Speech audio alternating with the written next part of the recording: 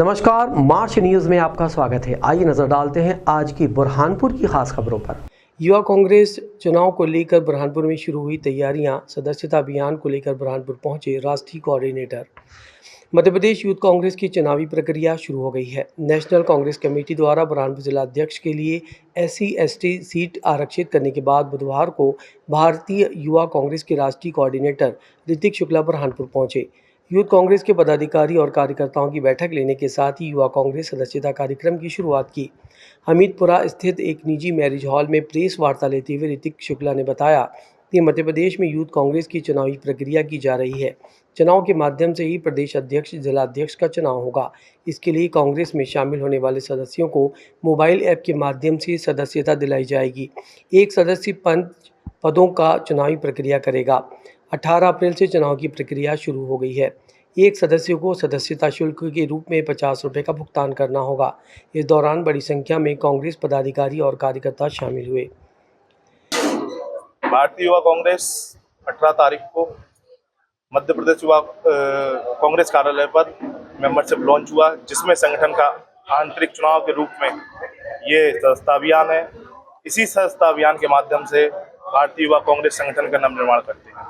इसी को लेके आज हम सभी जिले बाई जिले मध्य प्रदेश में जा रहे हैं। इसी क्रम में आज हम आपके बुरहानपुर की वीर भूमि पर उपस्थित हैं।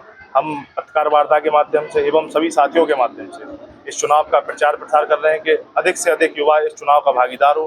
आप सभी मीडिया के माध्यम से मैं उन तमाम युवाओं को आमंत्रित करता हूं जो भी सामाजिक क्षेत्रों में रुचि रखते हैं। सीट का जो आरक्षण आया वो मैं आपको जानकारी दूं कि हम लोगों का एक इलेक्शन मॉडल है, जिसमें 12.5% आरक्षण SC/ST के लिए रिजर्वेशन में है।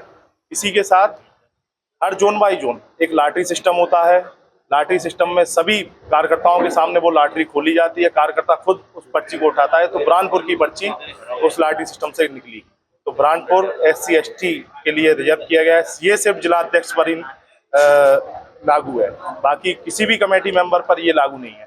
और आपके मीडिया के माध्यम से मैं जो पहलगाम में आतंकी हमला हुआ उसमें मृत हुए भारतवासियों को नम श्रद्धांजलि अर्पित करता हूं। बुरहानपुर में स्वास्थ्य विभाग के संविदा कर्मचारियों ने शुरू की अनिश्चितकालीन हड़ताल। धूप में खड़े होकर की नारेबाजी, जताया विरोध। बुरहानपुर स्वास्थ्य विभाग में पदस्थ संविदा कर्मचारियों द्वारा अपनी लंबित मांगों को लेकर अनिश्चितकालीन हड़ताल की जा रही है। बुधवार दोपहर 12 बजे संविदा कर्मचारियों ने तेज धूप में खड़े होकर लंबित मांगों को लेकर प्रदर्शन किया। संविदा कर्मचारी HR पॉलिसी में सुधार के लिए हड़ताल कर रहे हैं। राष्ट्रीय स्वास्थ्य मिशन भोपाल के द्वारा संविदा नीति का लाभ नहीं दिया गया। संविदा कर्मचारियों ने चरणबद्ध आंदोलन किया जा रहा है। हड़ताल के कारण स्वास्थ्य व्यवस्था प्रभावित हुई, जिसके कारण टीकाकरण नहीं हो पाया। संविदा नीति में सुधार नहीं होने तक ये हड़ताल जारी रहेगी।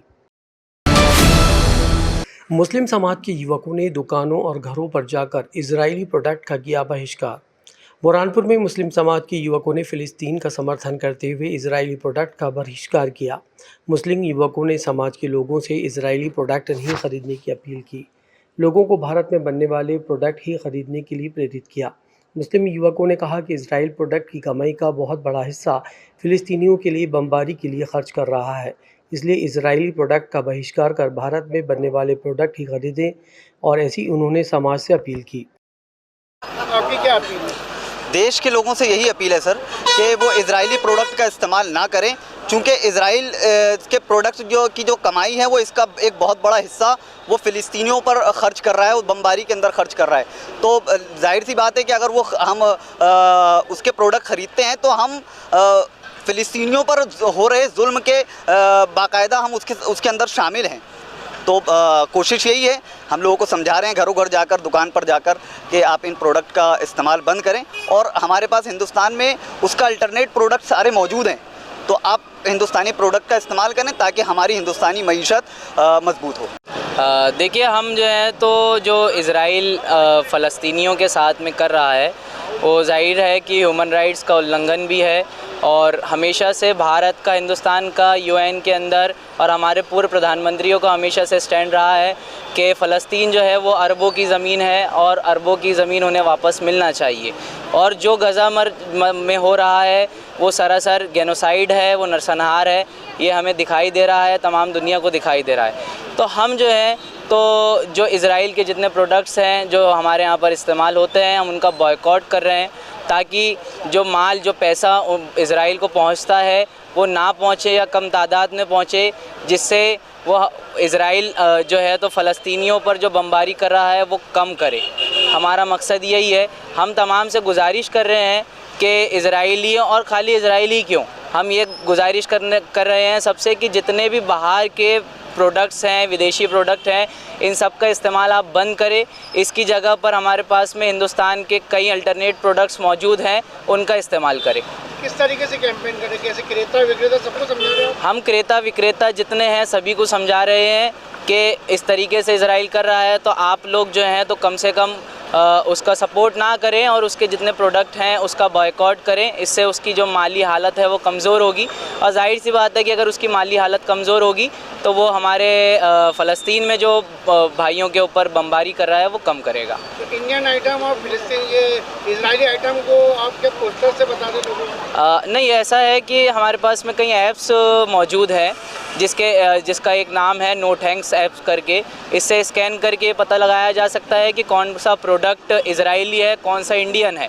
इसके अलावा हमने उसी ऐप के ज़रिए से एक बैनर तैयार किया है और उसके अंदर एक अल्टरनेट ऑप्शन भी दिया है कि आप इज़राइली प्रोडक्ट का बॉयकॉट करेंगे तो उसके एवज़ में जो हमारे पास में इंडियन प्रोडक्ट्स हैं, हिंदुस्तानी प्रोडक्ट हैं, उसका इस्तेमाल करेंगे। और उसका इस्तेमाल करने से हमारे हिंदुस्तान की जीडीपी भी अच्छी होगी और हमें ग्रोथ भी मिलेगी। क्या फीडबैक मिल रहा है लोगों को? फीडबैक बहुत अच्छा मिल रहा है, बहुत अच्छा रिस्पांस मिल रहा है। सारे लोग, तमाम लोग यही कह रहे हैं कि हम आपके साथ में हैं और हम इस बॉयकॉट मुहिम में आपका साथ देंगे। अखिल भारत हिंदू महासभा ने पहलगाम कश्मीर में हुए आतंकवादी हमले पर जताया विरोध, कलेक्टर कार्यालय पहुंचकर दिया ज्ञापन। बुरहानपुर में अखिल भारत हिंदू महासभा द्वारा पहलगाम कश्मीर में हुए आतंकवादी हमले पर विरोध करते हुए प्रधानमंत्री के नाम कलेक्टर कार्यालय पहुंचकर ज्ञापन दिया। उन्होंने कहा कि हिंदुओं से उनका नाम पूछकर गोलियां मारी गई। आखिर कब तक हिंदुओं पर इस तरह के हमले होंगे? पहले बांग्लादेश के हिंदुओं को मारा गया। अखिल भारत हिंदू महासभा सरकार से मांग करता है कि 48 घंटों में आतंकवादियों पर कार्रवाई करे, नहीं तो मध्य प्रदेश बंद कराया जाएगा। साथ ही देश में जितने बांग्लादेशी घुसपैठी हैं इनको प्रदेश से बाहर कराया जाएगा। हिंदू महासभा से कल एक घटना घटी आतंकवादियों द्वारा पहलगाम में 25 हिंदुओं को जाति पूछकर, नाम पूछकर, धर्म पूछकर उनको गोली मारी गई है। चंद देश के सेक्युलर बोलते हैं कि आतंकवाद का धर्म नहीं होता, मगर आतंकवाद का धर्म होता है, क्योंकि आतंकवादी हर बार हिंदू का नाम पूछकर उसको गोली मारता है। बहन बेटियों की इज्जत लूटी जाती है, हिंदुओं के मंदिर तोड़े जाते हैं, हिंदुओं के घर जलाए जाते हैं।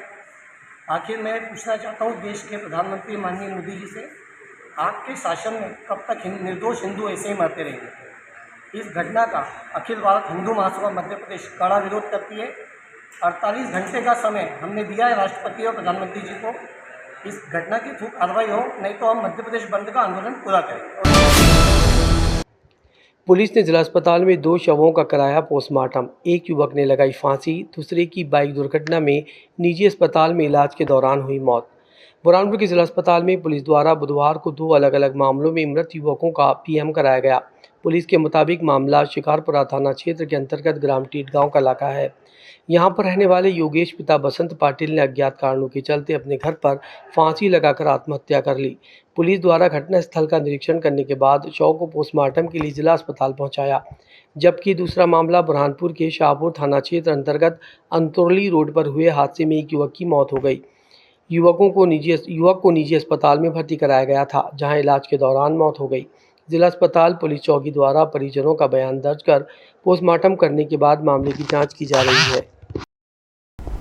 आज की खबरों में बस इतना ही। अगर आपको हमारा यह वीडियो पसंद आया हो तो हमारे चैनल को लाइक